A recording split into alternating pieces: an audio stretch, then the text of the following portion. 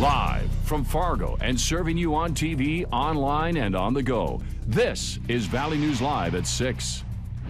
Before you hit one of your local pools this summer, you may have to talk with your kids. Experts say a parasitic infection is on the rise. A parasite known as crypto can make you very sick. You catch it by swallowing pool water contaminated with diarrhea. The number of swimming pools with an outbreak of the parasite has doubled in just 2 years, according to the Center for Disease Control. Valley News Team's crime and safety reporter Nicole Johnson shows us how easily it spreads and how difficult it is to get rid of it. It could be a parent bringing a child in without proper a swim diaper. June 5th. That's the day these Fargo Park District pools will be opening up for the summer. The age-old advice not to drink the pool water has never been more true. Use caution, know your motels are reputable. Dan DeMoss, CEO of My Aquatic Services, says the crypto parasite should be taken seriously. If it isn't found and treated, it can live in there for 10.5 days in properly treated water. Even the cleanest pools can catch the parasite. The CDC is asking everyone to do their part in preventing it. Don't let your kids swim if they get sick.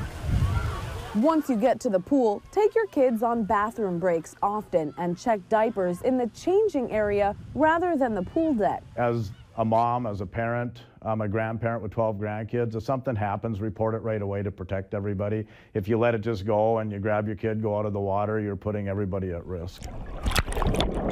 If it's reported, pools are supposed to completely shut down and be tested and cleaned since the parasite isn't killed by chlorine. While serious, DeMoss says it shouldn't keep you out of the pools this summer. The safety, you can't control it. It's kind of like we can't live in a bubble. If we go out and we know that the flu's going around, different things like that, if we stayed home and lived in a bubble, we wouldn't live. I don't think the risk is high enough to worry about, but it needs to be taken super serious if there is. In Fargo, Nicole Johnson, Valley News Live. If you do catch the crypto parasite, you can be sick for up to 3 weeks. Swallowing just one mouthful can cause diarrhea, stomach cramps, and vomiting. And for some, it could even be life-threatening.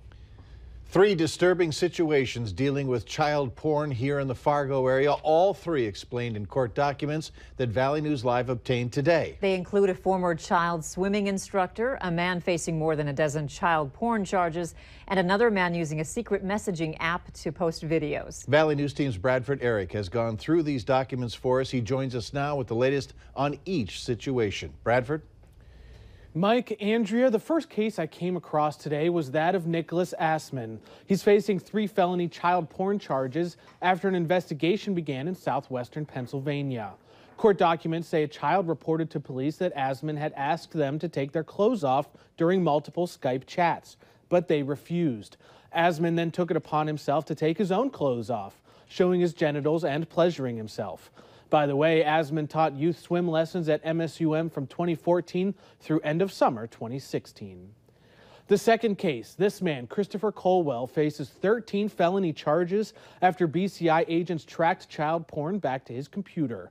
Police raided his Broadway apartment days ago, finding dozens upon dozens of porn videos with children as young as less than a year old. And finally, a search warrant was conducted this week at a West Fargo address.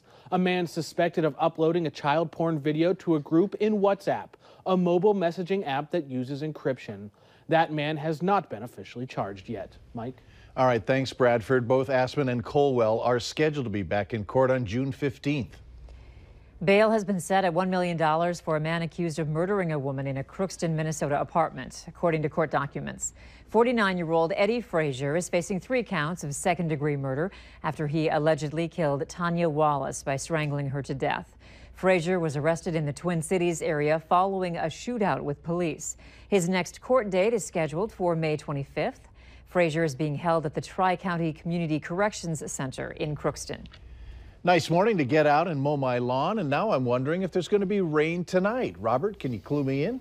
No rain tonight. We'll see more and more cloudiness as the evening wears on. If you've got plans to mow the lawn tomorrow morning, I think you're in good luck. Tomorrow afternoon, though, may be a different story. Right now, temperatures a mix of some 50s and some 60s. Warmest to the north, where we saw a bit more sunshine. 63 Langdon, Roseau, and Grand Forks. 61 here in Fargo. Winds out of the east and northeast, 5 to 15 miles per hour. They'll continue that direction as we head through tonight and tomorrow, with some stronger gusts as we head through tomorrow afternoon. There are your clouds. They continue to stream off towards the north, and we're going to see a whole lot of cloudiness tonight and through much of the weekend. Rain trying to form, but running into a lot of dry air. It's going to take a while for the atmosphere to moisten up, and that won't happen until sometime tomorrow. Low upper 50s at 7 and 8 o'clock hour, low 50s by 9. Not as cold tonight. Tomorrow, though, we'll have some chilly and rainy conditions to talk about, and we'll detail all that coming up in just a few minutes. My lawn will just have to wait. There you go. All right, thanks, Robert. The Fargo Police Department is warning about a scam that's targeting immigrants. They shared a notice from the U.S. Citizenship and Immigration Services about a new twist on a common phone scam. Scammers are calling immigrants in the U.S. pretending to be with Immigration Services. They threaten people, telling them they're under investigation or there's a legal case against them. And of course, they ask you to pay up and will often tell you to pay by money transfer or with a prepaid or gift card. Immigration Services does not collect money or payments by phone, by money transfer, or by prepaid or gift cards. They don't threaten to arrest or deport people either. So if you get a call like that, simply hang up and contact the Federal Trade Commission. A federal judge has dismissed a lawsuit from the developer of the Dakota Access oil pipeline. Dakota Access filed the complaint last year against Standing Rock Tribal Chairman Dave Archambault and 4 others, seeking restraining orders and monetary damages. The company claimed they interfered with pipeline work, threatening the safety of workers and costing the company more than $75,000 a day. A U.S. district judge ruled that the company failed to show that the alleged losses caused by each defendant exceeded $75,000, which is required for a lawsuit to be valid in federal court. The North Dakota Department of Health says cleanup of a diesel fuel spill that leaked more than 500 gallons into Devil's Lake is almost complete.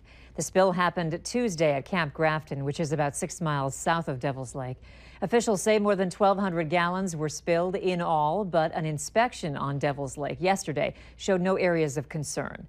The Department of Health says they'll continue to monitor the situation and that fishing and recreation should not be impacted. Smoke still lingers from that big fire in Minot at Earth Recycling. Fire crews say that there have been a few hot spots that they've been unable to reach. With debris and materials still in the building, they're letting the fires burn themselves out. Firefighters plan to remain on scene throughout the weekend. Electric crews will also stick around to keep an eye on poles near the fire. The cause is still under investigation. No major injuries were reported. Minnesota Governor Mark Dayton has vetoed a bill that would have overhauled the way Minnesota licenses its teachers.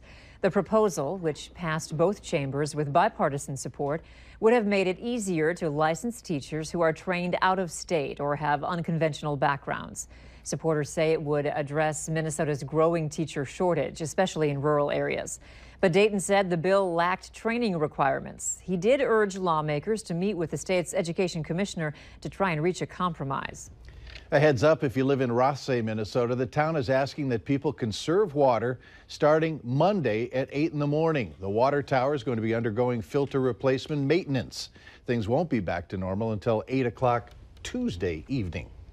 The Twins are having a pretty good year so far, and that's giving fans a better game experience. We'll take you to the ballpark later on Valley News Live at 6. Clouds will continue to build as we head through the overnight hours tonight and into tomorrow. A good chance of rain moves in for parts of the valley as we head through your Saturday afternoon and evening. We'll detail that coming up in just a few minutes.